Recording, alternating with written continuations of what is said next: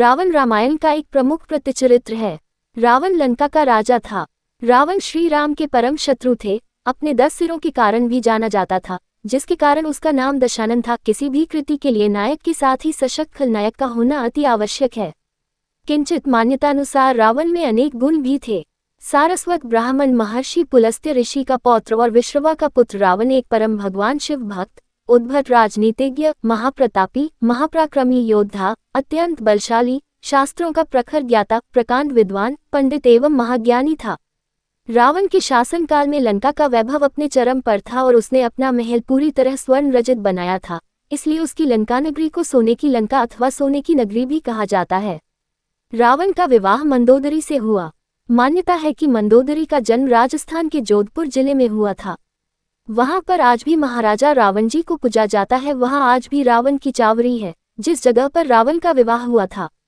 रावण के 3 भाई थे जो एक ही माता की संतान थे। वे हैं कुंभकर्ण और विभीषण। हालांकि पराशर संहिता और अद्भुत रामायण के अनुसार रावण का शतानन रावण या सहस्त्रानन नाम का एक बड़ा भाई और कुंभकर्ण और विभीषण नामक 2 छोटे भाई थे। पराशर संहिता और अद्भुत रामायण के अनुसार सहस्त्रानन का वध भद्रकाली रूप में माता सीता द्वारा किया गया था। उत्तर प्रदेश के गौतम बुद्ध नगर में ग्रेटर नोएडा से करीबन 15 किलोमीटर दूर बसा बिसरक गांव है, जिसे रावण के गांव के रूप में जाना जाता है। कहते हैं कि इसी जगह पर लंकेश का जन्म हुआ था। यही वजह है कि यहाँ पर न तो दशहरा मनाया जाता है और न ही रावण के पुतले को जलाया जाता है।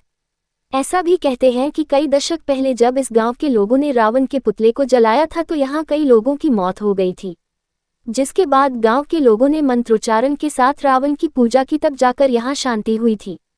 अब ये बात कितनी सच है ये तो हम नहीं कह सकते, लेकिन हाँ, इस गांव में दशहरा नहीं मनाया जाता है। यही नहीं, इस गांव में रावण के बाद कुंभकर्ण, शूर्पणखा और विभीषण ने भी जन्म लिया था। यही वजह है कि जब पूरे देश में श्री राम की जीत की खुशियां मन रही होती है, तो वहीं इस गांव में रावण की मौत का भी शौक मनाया जाता है। दशहरा के दिन यहाँ लोग मातम मनाते हैं। ऐसा कहते हैं कि गांव के लोगों ने यहाँ 2 बार रामलीला का आयोजन किया था और रावण दहन भी यही किया गया था, लेकिन दोनों बार रामलीला के समय किसी न किसी की मौत हो गई, इसलिए यहाँ कभी रावण दहन नहीं होता। अब बिसरक की आत्मा की शांति के लिए हवन किया जाता है। और तो और नवरात्रि के दौरान शिवलिंग पर बलि चढ़ती है। ऐसा माना जाता है कि बिसरक रावण के पिता विश्रवा ऋषि का गांव हुआ करता था। उन्हीं के नाम पर इस जगह का नाम बिसरक पड़ा था। विश्व ऋषि यहाँ रोज पूजा करने के लिए आया करते थे। उनके बेटे रावण का जन्म भी यही हुआ था। इसके अलावा पूरे देश में बिसरक एक ऐसी जगह है जहाँ अष्टभुजीय शिवलिंग स्थित है। यही रावण ने अपनी शिक्षा भी प्राप्त की थी। ऐसा माना जाता है कि हिंडन नदी के मुहाने पर बने स्थित दुधेश्वर नाथ शिवलिंग को रावण ने ही भक्ति भाव के साथ स्थापित किया था। यहाँ के लोगों का कहना है कि रावण उनके गांव का बेटा है और यहाँ का देवता भी है। यही वजह है कि ग्रामीणों ने आज तक रामलीला नहीं देखी है। दशहरा के दिन यहाँ घर में सुबह शाम पकवान बनाया जाता है, लेकिन न तो गांव में रामलीला होती है और न ही रावण का पुतला जलाया जाता है। ऐसी लोक मान्यता है कि लंकापति रावण और मंदोदरी का विवाह जोधपुर के मंडोर में हुआ था। यहाँ के लोग मानते हैं कि मंडोर रेलवे स्टेशन के पास की पहाड़ी पर वापिका के पास जो गणेश और अष्टमातृकाओं का फलक है वह रावण की चंवरी है। मारवाड़ी में चंवरी उस जगह को कहते हैं जहाँ युगल अपनी शादी के फेरे लेता है। जोधपुर शहर में ही लंकाधिपति रावण का मंदिर भी है। यहाँ के दवे, गोधा और श्रीमाली समाज के लोग रावण की पूजा अर्चना करते हैं। इनकी मान्यता है कि जोधपुर रावण का ससुराल था तथा रावण के वध के बाद रावण के वंशज यहाँ आकर बस गए थे। ये लोग खुद को रावण का वंशज मानते हैं। वाल्मीकि रामायण के अनुसार मयासुर दानवों का विश्वकर्मा था। उसने घोर तपस्या के बल पर प्रजापति ब्रह्मा से यह वरदान हासिल किया था। लोक कथाओं के अनुसार थार के रेगिस्तान के बीच में अपनी प्रिय अप्सरा हेमा के लिए मयासुर ने माया के बल पर मंडोर जैसे सुंदर स्थान का निर्माण किया था। मंडोर नगर की पहाड़ी पर स्थित एक वापिका के पार्श्व में वेदी के अवशेष अभी भी विद्यमान हैं। इस वेदी को रावण की चंवरी कहा जाता है। मयासुर और हेमा की अत्यंत सुंदर कन्या हुई, इसका नाम मंदोदरी रखा गया। ऐसी मान्यता है कि मंदोदरी के नाम पर ही इस क्षेत्र का नाम मंडोर पड़ा। कुछ समय बाद इंद्र ने किसी बात पर कुपित होकर मयासुर को वहां से भगा दिया।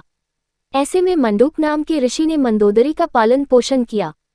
मंडूक ऋषि का उल्लेख रामायण में भी मिलता है। मंदोदरी ने जब वह संधि पार कर ली थी, उस समय तक अप्सरा हेमा मयासुर का त्याग कर स्वर्गलोक जा चुकी थी और वह बहुत विपन्न अवस्था में था। तब मयासुर रावण के पास पहुंचा और अपनी पुत्री के विवाह के लिए योग्य वर की खोज करने में मदद मांगी। उचित वर नहीं मिलने से निराश मयासुर रावण का वैभव व शक्ति देख बहुत प्रसन्न हुआ और उसने आखिरकार रावण के सम्मुख अपनी गुणवान व रूपवान पुत्री मंदोदरी से विवाह का प्रस्ताव रखा। मयासुर ने रावण से कहा कि यह मेरी पुत्री मंदोदरी है, जिसे हेमा अप्सरा ने अपने गर्भ में धारण किया था। इसे आप अपनी पत्नी के रूप में स्वीकार करें। रावण ने मयासुर की बात मान ली और मंडोर में मंदोदरी के साथ उसका विवाह हुआ। रावण की पत्नी मंदोदरी बहुत सुंदर थी। सीता की खोज में लंका गए हनुमान ने वहां पर मंदोदरी को देख यही अनुमान लगाया था कि यही सीता है। आभूषणों से सुशोभित सुंदर मंदोदरी को एक शैया पर लेटे देख उन्हें एक बार भ्रम हो गया कि हो न हो यही सीता माता है, लेकिन उनका यह अनुमान गलत साबित हुआ। इसी से जाहिर है कि मंदोदरी भी अत्यंत रूपवान रही होगी, तभी उसे देख हनुमान तक धोखा खा गए। सदियों से वक्त के थपेड़ों को झेल रही मंडोर के निकट की इस पहाड़ी पर अब सिर्फ अवशेष रह गए हैं।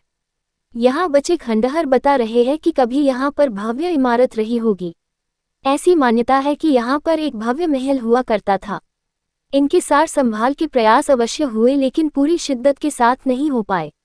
यही कारण है कि कई अवशेषों को लोगों ने खंडित कर दिया तो ऐतिहासिक महत्व की कई धरोहरों को लोग उठा कर ले गए। हालांकि अब भी बड़ी संख्या में पर्यटक यहाँ पर आते हैं और कल्पना लोक में खो जाते हैं कि कैसे अपनी युवावस्था में महाशक्तिशाली रावण ने यहाँ पर मंदोदरी के साथ फेरे लिए होंगे।